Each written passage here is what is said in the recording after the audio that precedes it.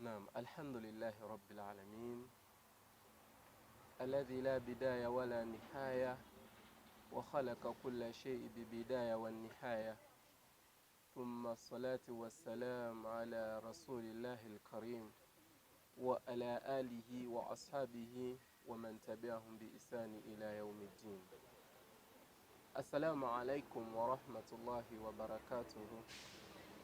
Amatenda amajjuvu amalungi era ga wakitiibwa Allah subhanahu wa ta'ala, oyo omulezi w'ebitonde byonna atalina ntandikwa wadde enkomerero, nga nze naawe tulina lwe baatuzaalanga era bakuwandiikako nti wazaalibwa ennaku z'omwezi bwe ziti, bwe buziba enkomerero yaabwo buziba ne watandikawo ekiro, na bwe kityo kiro kirina obudde bwakyo n'enkomerero yaakyo wamu n'emisana bwe kityo bwe kitambula.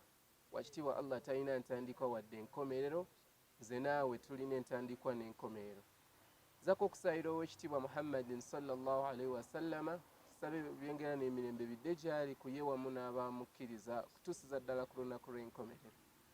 Mu kaseera kano katwejjukanyeko n'ebigambo bya omusajja eyagenda eri Amirul Mu'minin Aliyu bun Abi Talib radiyallahu anhu ng'amugamba nti sa'as'aluka arba'i masaili fa'ajibuni, ngenda kubanga nkubuuzaayo ebibuuzo bina ate obeere ng'obinnyanukula.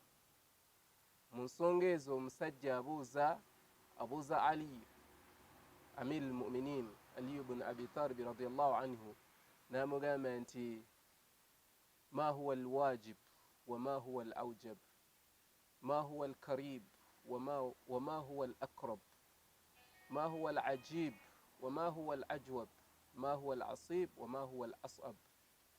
amubuuza ekibuuzo ekisooka nti ma huwa alwajib wa ma huwa alawjab, kiriwo ekyetteeka ate kiriwo ekyetteeka ennyo. Ma huwa alkarib wa ma huwa alakrab, kiriwo ekiri okumpi ate kiriwo ekiri okumpi ennyo. Ma huwa alajib wa ma huwa alawjab, kiriwo ekyewuunyisa ate kiriwo ekyewuunyisa ennyo. Ma huwa al-asib wa ma huwa al-as'ab, kiriwo ekikaawa ate kiriwo ekikaawa ennyo. Amuddamu amugamba nti al-wajib ta'atullah, ekiyitibwa wajibu, ekiri wajibu gy'oli kugondera wakitiibwa Allah subhanahu wa ta'ala. Tukiraba wakitiibwa Allah subhanahu wa ta'ala mu aya zitali zimu ng'atugamba ya ayyuha alladhina amanu ba'da isti'adha ya ayyuha alladhina amanu taqullaha haqqa tuqatihi wa la tamutunna illa wa antum muslimun, ti abange mmwe abakkiriza mugondere Allah subhanahu wa ta'ala mbukakafu bw'okubanga mumugondera okufa tekubatuukangako okuggyako nga mulimu ababajemulukidde amateeka ge. Nabwe kityo kiri wajibu nze naawe okubanga tugondera ow'ekitiibwa Allah subhanahu wa ta'ala. N'amugamba nti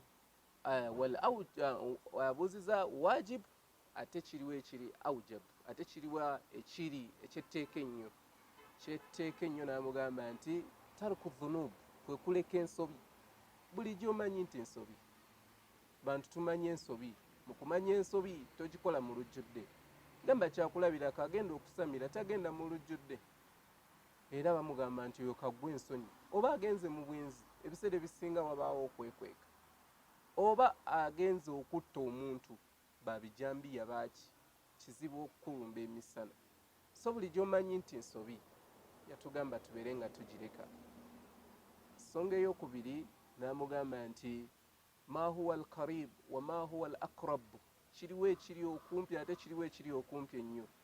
N'amugamba nti alkaribu yauma alqiyama wal akrab almaut, yagamba ekiri okumpi lunaku lwa nkomerero. Tukikakasa bulungi nti ow'ekitiibwa Muhammadin sallallahu alaihi wasallama yewe enkomerero mu bannabbi, tegenda kubeerayo nabbi mulala agenda kujja. Ekyo kyatukakasa olunaku lw'enkomerero. Nekitulaga ekimu ku lulaga olunaku lw'enkomerero obuwangaazi bwaffe, tuwangaira ku 63 abasinga obungi nga mubaka sallallahu alaihi wasallam yafiira ku 63, Abu Bakar Siddiq radiyallahu anhu nafiira ku 63, na Umar ibn al-Khattab radiyallahu anhu nafiira ku 63, nga batukulembera bawangalanga emyaka. Olinaga nti awanga Nabiyullah Nuh alayhi salatu wassalam myaka yakoola 95, kitegeeza nti ate gye yawangaala kitegeeza yakoola 95 n'obuwangaazi obwali osinga lwenda mu 5 nabwe kyo kiraga olunaku lw'enkomerero nti olunaku lw'enkomerero luli kumpi naye ate kitulaga olunaku lw'enkomerero bwe buwangaazi bwaffe kubanga tuwangaala kitono. Nagamba nti ate ekiri okumpi ennyo huwa al-maut, kwe kufa, nga buli lunaku genda okulira nti bali bafudde.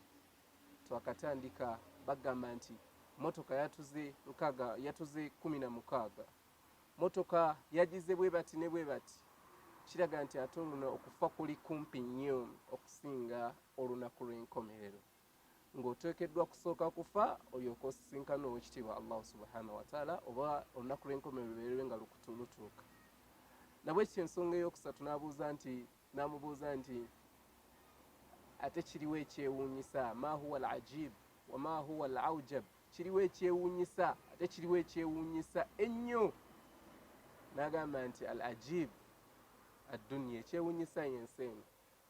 Mu kwewuunyisa kw'ensi eno nti ffenna tugibeerako ng'olabira ddala nga abantu olaba gwe asooseewo. Edda ennyo abaana bawandiikanga ku mirabba waggulu never forget gundi, ng'alabira ddala nti yasooseewo. Abantu bazze mu nsi eno, ebikwewuunyisa mu nsi eno nti omuntu afa, mu kufa kwe batono abali okumpi be bamanya, era buli olaga nti abaafa abaapapa. Ensi eno n'abanga yeewuunyisa mu ntambula yayo, nga mu kwewuunyisa kw'ensi eno bingi, naye nga bw'oba otunuulidde mu kwewuunyisa kw'ensi eno, ensi engeri gyetambulamu, abantu nabanga beetwalanga bwe baagala. N'alowooza nti agenda kuwangaala emyaka mingi, n'alowooza nti agenda kuwangaala nga atagenda kuvaawo, n'akosa buli muntu yenna. N'agamba naye ate ekisinga okwewuunyisa kwe kwagala abantu kwe baagalamu ensi. Bwe kikwewuunyisa nti omuntu omu najja n'asengula abantu ti lino ettaka lyange, naye ng'akakasa si lirye. Oli mu kwagala kw'ensi eno n'atta buli muntu yenna amwekiise, n'agamba wano tojja kukolawo nga nange nkolawo. Bikwewuunyisa nga bangi abaabireka, nga Waakitiibwa Allah atubuuza nti kam taraku, bimeka bye baaleka, ng'abantu baaleka ebintu bingi, naye ate ffe tusigala tubiyaayaanira, ng'ate tumala ne tugereesa ne tugamba nti ensi eno tugiryako makola, naye tumaliriza tubyerabidde byonna bye twogedde. Nabwe kityo bye bimu ku byewuunyisa ku nsi eno. Ensonga ey'okuna n'abuuzibwa nti ma huwa al-asib, kiriwo ekikaawu, ate kiriwo ekikaawu ennyo. N'agamba nti ekikaawu oba ekikambwe oba ekitiisa, yagamba nti kabuli kyekitiisa. Nga bw'otunuulira kabuli etiisa, teri atagitya. Mu kugitya bw'otunuulira ebibadde byakabaawo just of recent, luli yagambye nga tubaziika Pere nti yagamba bamuziikanga mu kalina ya 9 alabe omupiira gwe, naye nga bamutereseeyo buteresi. Naye bw'otunuulira abali ku mbeera y'omubaka sallallahu alaihi wasallam bakuwerekera bangi, misikini bakuwerekedde abangi, abakussaayo baba badde 3 oba 4 oba 6, ne bakulekayo omu. Ffenna oba bonna abazze okuwerekera, abazze okuziika bonna ne bagenda, naye tabaayo akulowoozaako mu nzikiza eyo, mu mbeera gye bakuleseemu, ne bajja ne bakuyiwako ettaka. Kabuli etiisa nti kabeere nga mugagga atya.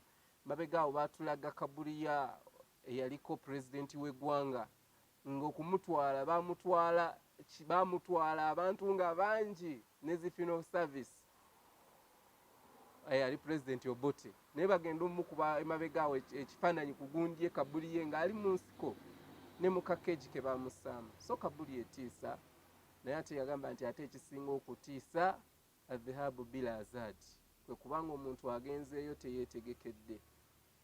Mu kwetegekera y'omuntu gwe bagamba nti kola kino, agamba nti mutuleke, naaba nga afudde naye nga misikini, abadde tasaala, abadde tasiiba, abadde talina mulimu gwonna, nga Waakitiibwa Allah subhanahu wa ta'ala atugamba nti fatazawwadu fa inna khayra zaadi taqwa, mwesibire entanda, entanda esingira ddala okuba nga nnungi yakutya Allah subhanahu wa ta'ala, naye nga misikini abantu tebalimu kutya wakitiibwa Allah subhanahu wa ta'ala. So kabuli etiisa, naye ate ekisinga okuba nga kitiisa kwe kubanga omuntu afudde talina kyagenze nakyo. Saba kityo Allah subhanahu wa ta'ala nga sene ebigambo ebyo wamu nammwe. Subhanakallahumma bihamdik ashhadu an la ilaha illa anta astaghfiruka wa atubu ilayk. Assalamu alaikum wa rahmatullahi wa barakatuh.